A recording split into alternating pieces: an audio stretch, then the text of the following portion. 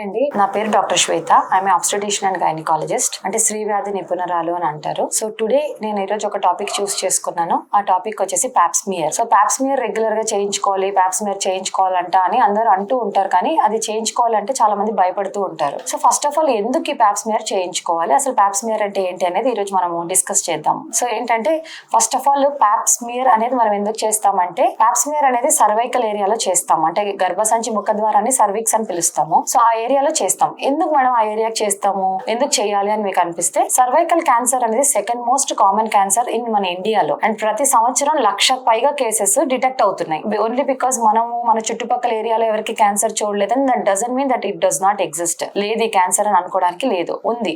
Every year 1,00,000 కేసులు పైగా మనకు డిటెక్ట్ అవుతున్నాయి. సో అయితే మనం ఏం చేయాలి, ఆ ముందే ఎలా తెలుసుకోవాలి అంటే, Pap smear is the only test మనం తెలుసుకోగలిగింది. సో పాప్స్మియర్ తో మనం ఏం చేస్తాము, పాప్స్మియర్ టెస్ట్ అంటే అసలు ఏంటి రికమెండేషన్స్ అంటే, 20 years లోపల వాళ్ళకి జనరల్లీ మనం పాప్స్మియర్ చేయము. ఆ లోపల మనం ఏం చెప్తాం, ప్రివెంటివ్ గా మనం ఏం చేస్తాం, హెచ్పివి వ్యాక్సినేషన్ తీసుకోండి అని చెప్తాం. అదే 21 to 29 years వాళ్ళకి ఏం చేస్తామంటే, ఎవ్రీ 3 yearly పాప్స్మియర్ తీయించుకోండి అని చెప్తాం. నెగిటివ్ వచ్చినా పర్లేదు, ఎవ్రీ 3 year తీసుకోవాలి. పాజిటివ్ వస్తే దాన్ని ఏం చేయాలని డిస్కషన్ డాక్టర్ తో జరిగి వాళ్ళ ట్రీట్మెంట్ వాళ్ళకి జరిగిపోతుంది. అలానే 30 నుంచి 65 years వాళ్ళకి ఎలా చేసుకోవాలి. 90% సర్వైకల్ క్యాన్సర్స్ కి కారణం HPV virus, human papilloma virus. So మనం ఏం చేస్తాము, ఇక్కడ వాళ్ళ ఏజ్ వయసు నుంచి ఏం చేస్తాం అంటే, హెచ్పివి కూడా ఉందా లేదా వీళ్ళల్లో అని ఆ స్మియర్ లోనే టెస్ట్ చేస్తాం. దాన్ని కో టెస్టింగ్ అంటాం. అంటే పాప్స్మియర్ తో పాటు హెచ్పివి డిఎన్ఏ కూడా ఉందా లేదా అని చెక్ చేస్తాం అనమాట. సో ఇలా చేసుకుంటే, కో టెస్టింగ్ చేసుకుంటే ఎవ్రీ 5 yearly చేసుకుంటే చాలు, 65 ఏళ్ళు వచ్చే వరకు. లేదండి మేము హెచ్పివి కో టెస్టింగ్ చేసుకోలేము, మా ఊర్లో అసలు అవైలబుల్ లేదు అని అనుకుంటే, అట్లీస్ట్ ఎవ్రీ 3 yearly సైటాలజీ అయినా కంటిన్యూ చేయాల్సిందే. నెగిటివ్ వచ్చినా పర్లేదు, కంటిన్యూ చేయాల్సిందే. అలానే ఈ ఏజ్ గ్రూప్ లో ఎవరైనా ఒకవేళ